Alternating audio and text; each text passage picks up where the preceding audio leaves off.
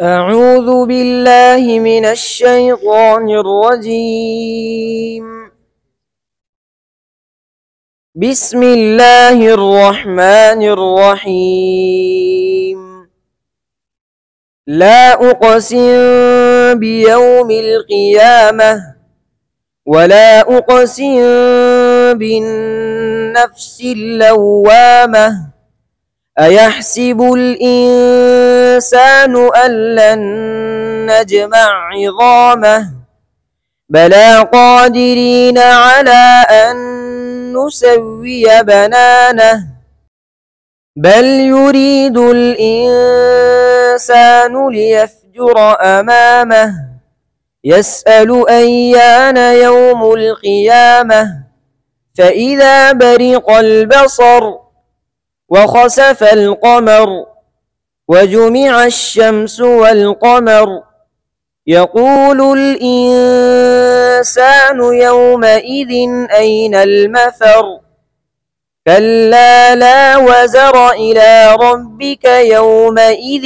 المستقر ينبأ الإنسان يومئذ بما قدم وأخر بل الإنسان على نفسه بصيرة ولو ألقى معاذيره لا تحرك به لسانك لتعجل به إن علينا جمعه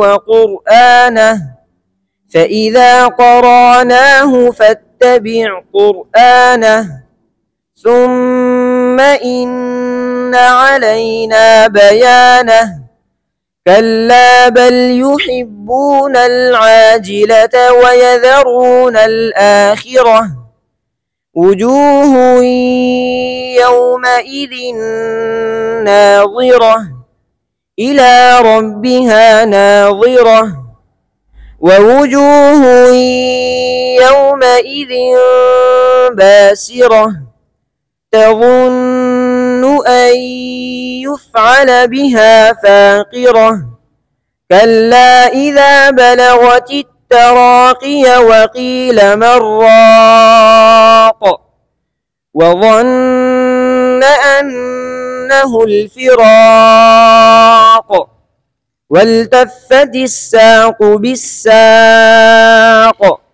إلى ربك يومئذ المساق فلا صدق ولا صلى ولكن كذب وتولى ثم ذهب إلى أهله يتمطى أولى لك فأولى ثم أولى لك فأولى أيحسب الإنسان أن يترك سدى ألم يك نطفة من مني تمنى ثم كان علقة فخلق فسوى فجعل منه الزوجين الذكر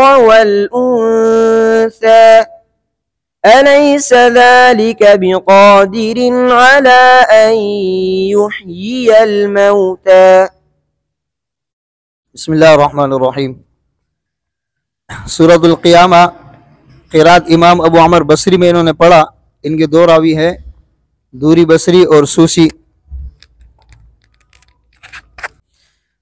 सूरत क़ियामा इन्होंने क़िरात इमाम अबू अमर बसरी के लिए पढ़ा है।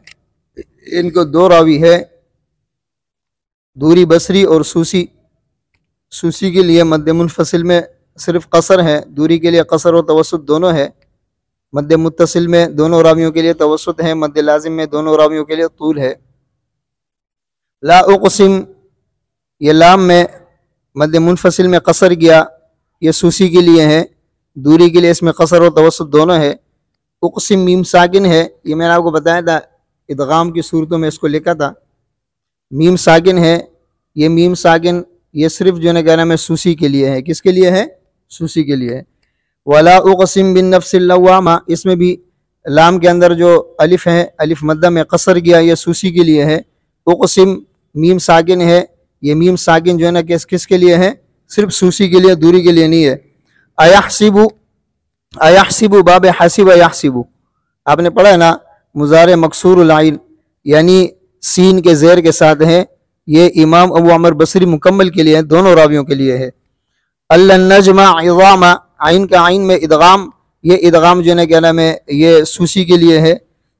قرآن، یہ پہلا والا جو ہے نا قرآن، پہلے والے میں انہوں نے جو ہے نقل حرکت کیا ہے، یعنی حمزہ کا حرکت را کو دیا ہے قرآن، سمجھے نا. دوسرا والا قرآن ہے، دوسرا والا کیا ہے؟ قرآن. اسی طرح بل یحبون، بل تحبون تا کے بجائے یا کے ساتھ پڑھا ہے مذکر غائب کے صیغے کے ساتھ. وَيَذَرُونَ، اور یہاں پر بھی جو ہے کیا نام ہے مذکر غائب کے صیغے کے ساتھ یا کے ساتھ پڑھا ہے تا کے بجائے. مراق، مراق کے اندر ادغام ہے، سکتہ نہیں ہے. مراق کے اندر ادغام ہے، سکتہ نہیں ہے، نون ساکن کے بعد را ہے. اسی طرح ولا صلی وتولا یتمطع، اولا لگا فاولا ثم اولا لگا فاولا. اولا کے اندر تقلیل نہیں ہے، فاولا میں تقلیل ہے. دونوں اولا جو ہے اس میں تقلیل نہیں ہے، اس میں فتحہ ہے دونوں راویوں کے لیے. فاولا جو فا کے ساتھ ہے اس میں دونوں راویوں کے لیے تقلیل ہے. بات سمجھ میں آ رہی ہے؟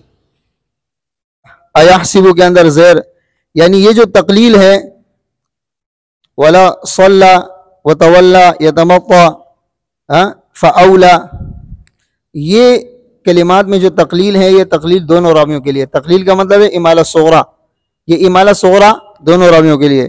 ایحسب سین کے زیر کے ساتھ مضارع مکسور العین، یہ بھی جو ہے کہنا میں دونوں راویوں کے لیے ہے.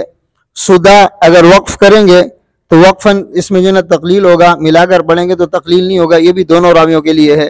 اسی طرح تمنا، اس کے اندر جو ہے نا کیا نام ہے اس میں یہ جو تقلیل ہے یہ دونوں راویوں کے لیے ہے، اور یا کے بجائے تا کے ساتھ جو پڑھا ہے یہ بھی دونوں راویوں نے پڑھا ہے. بات سمجھ میں آ رہی ہے؟ اسی طرح فسوے کے اندر فسوا، فسوا کے اندر جو تقلیل ہے یہ تقلیل بھی دونوں راویوں کے لیے ہے. والانثى میں تقلیل بھی دونوں راویوں کے لیے ہے. موتا کے اندر تقلیل بھی دونوں راویوں کے لیے ہے. اور بین السورتین دونوں راویوں کے لیے بسم اللہ پڑھنا بھی صحیح ہے، بین السورتین بغیر بسم اللہ کے وصل کرنا بھی صحیح ہے، بین السورتین بغیر بسم اللہ کے سجدہ کر کے پڑھنا بھی صحیح ہے.